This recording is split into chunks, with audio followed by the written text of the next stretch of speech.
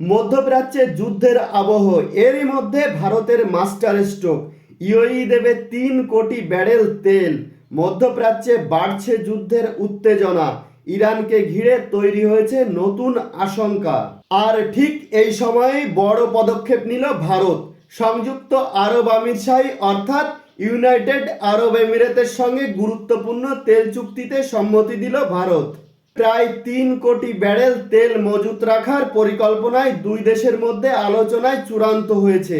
যদি মধ্যপ্রাচ্যে বড় ধরনের সংঘাত শুরু হয় তাহলে বিশ্ব জুড়ে তেলের দাম হঠাৎ বেড়ে যেতে পারে। আর সেই পরিস্থিতির মোকাবেলা করতেই আগেভাগে প্রস্তুতি নিচ্ছে ভারত। এই চুক্তির ফলে ভারতের জ্বালানি নিরাপত্তা আরও শক্তিশালী হবে বলে মনে করা হচ্ছে, কারণ জরুরি পরিস্থিতিতে এই মজুদ তেল দেশের অর্থনৈতিক সাধারণ মানুষের উপর চাপ অনেকটাই কমাতে সাহায্য করবে।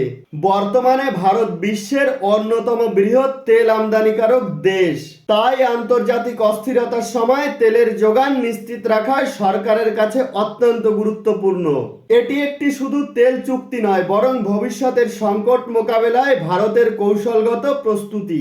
প্রধানমন্ত্রী নরেন্দ্র মোদীর এমন চুক্তি করাটা কি সঠিক সিদ্ধান্ত? কমেন্টে জানাবেন।